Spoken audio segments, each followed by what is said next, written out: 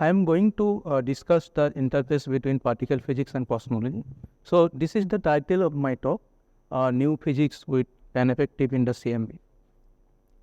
So this talk based on these two papers. So the main idea of this talk, if we have a BSM interaction between standard model fermion and BSM mediators, so then the BSM mediator face different type of constant from laboratory experiment, astrophysical and cosmological observation. So our objective is to identify the in the region of parameter space where the cosmological observation put a strong stringent constant. So this is a cartoon figure in the plane of the mass of the BSM mediator and the coupling. So this red line is our point of interest. So this red line corresponds to the ineffective upper bound from Planck, and the region of the left side of this line are excluded from the Planck observation. Okay, so let me start with some brief discussion about Newtonian cosmology. So around BBN, just after electron-positron annihilation, so neutrino are the second abundant particle in the early universe, and those neutrino associated with the relativistic degrees of freedom, they are associated with this parameter called n effective, and it is parameterized as the ratio between the neutrino density and the photon density. And it play a crucial role describing the dynamics of the thermal history of the universe. And the Planck observation precisely measured the n effective value at the times of CMB, so assuming lambda CDM cosmology. So there is an independent constant from the BBN, although I am not going to focus on BBN constant. Okay, so let's start the standard model contribution to the n effective. So this is the effective interaction associated with the neutrino and the electron and positron. So let's assume the early universe temperature around 10 MeV, where neutrino and photon share the same temperature. As temperature falls, so looks the backward direction. As temperature falls, universe expand, the weak interaction fall faster than the electromagnetic interaction. So as a result, neutrino are decoupled from the photon one. Okay, so the temperature below electron mass, electron positron annihilate to the photon. So that means the entire energy of electron positron transform to the photon bar. So therefore, the temperature increase in the photon bar compared to the neutrino. So as you can see from the rise behavior. If you go further the lower temperature, this ratio becomes saturated, and once you know the ratio, then you can find out what is the n effective value using this simple expression.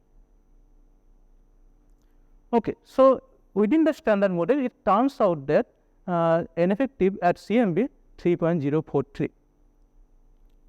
So therefore, we have Planck observation on n effective and standard model contribution on the n effective. It shows that there is a additional contribution to the n effectives that's around 0.28, and that indicate the scope of new physics. So there are different ways people have addressed this additional n effective contribution. So one of the possible way that we are interested, that is introducing non-standard neutrino interaction with the light gauge wave. So before us, so this is L mu. These are the two popular scenario, V minus L, L mu minus L tau. People have addressed this type of, so they have addressed in this context. So what we have done, so instead of specific gauge extended model, we consider generic U1x model with arbitrary charge assignment. And as you know, the specific anomaly free charge assignment gives rise to different type of gauge extended scenario. I'm just coming to that.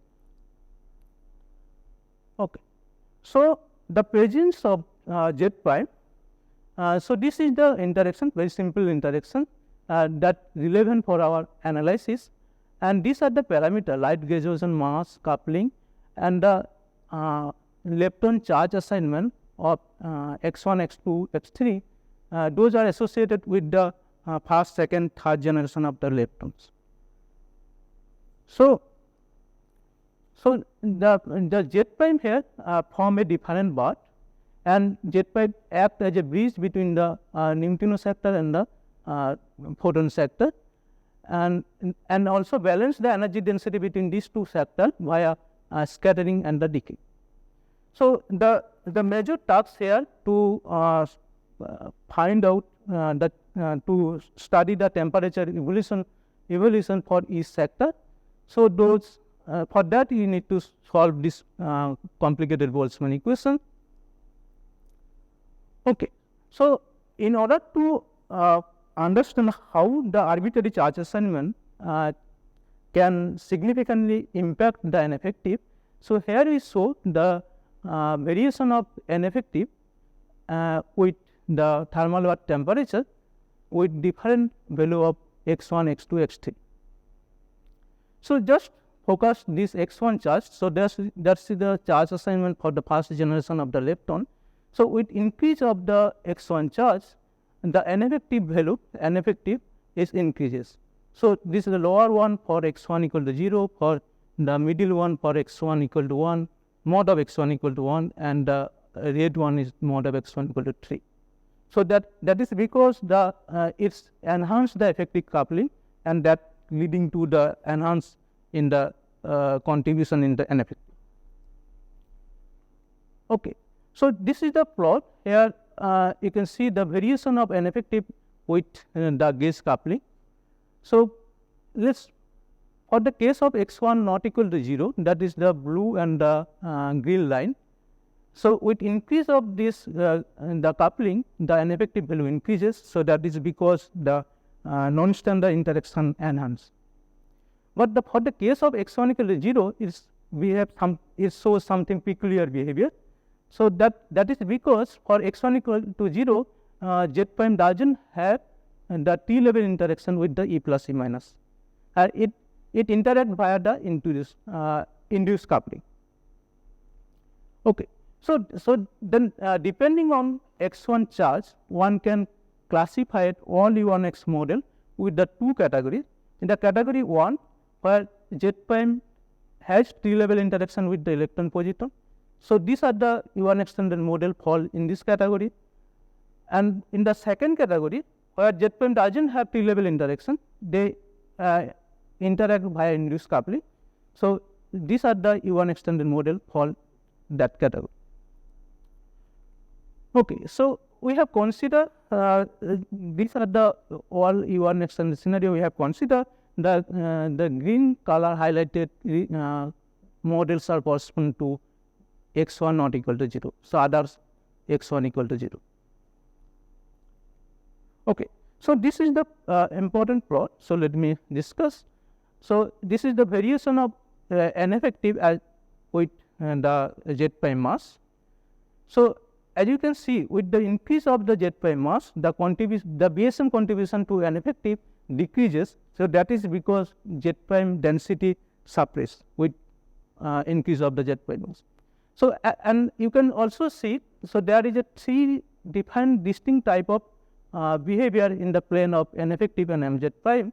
So those are corresponds to. So if you look into this lower one, so this lower one corresponds to the U1x model where x1 equal to 0. So these are the U1x scenario.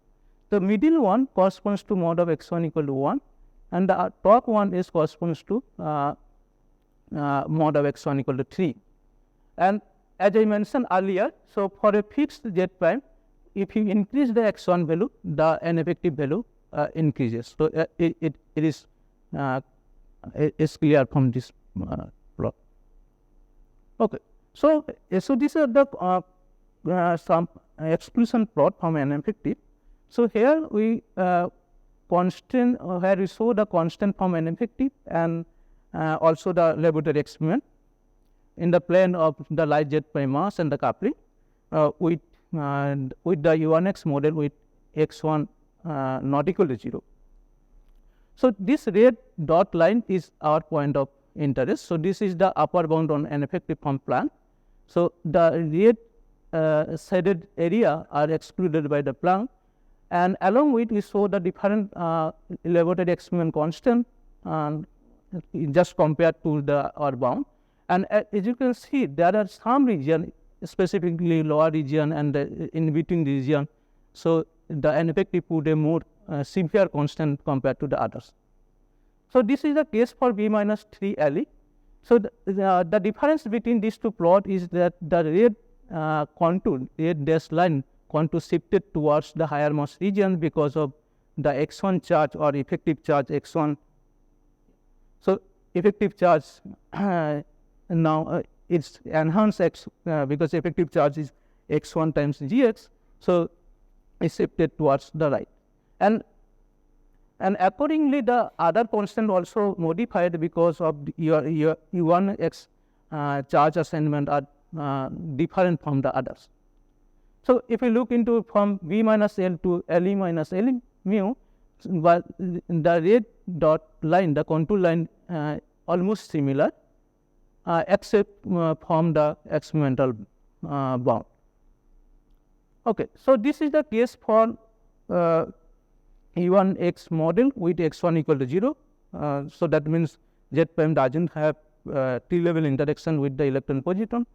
So if we neglect the induced coupling, as I mentioned, Z prime can connect it to electron positron via induced coupling.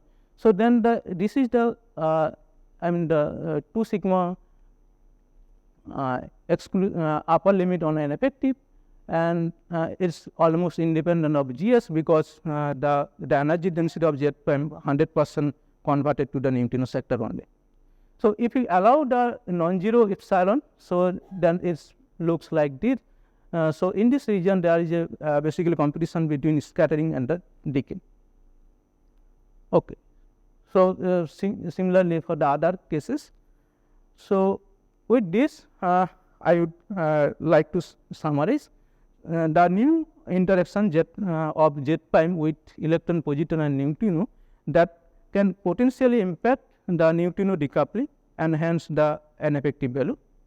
And as I mentioned, for each model, each U1 extended scenario, you can find out there is some region where the ineffective bound is more stringent constant compared to the others.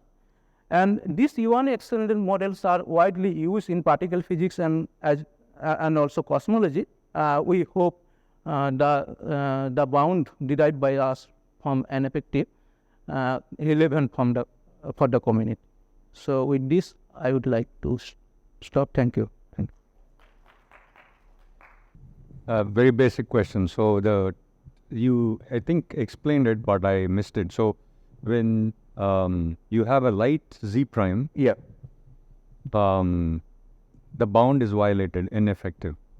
Yeah. Can you say again why you get this 10 MeV scale? From where does that come? Is that from BBN or are we looking at only CMB? CMB. So then why the 10 MeV around that? Why that scale? Okay, as you can see, so this is the upper bound. It is around 3.33. Yeah.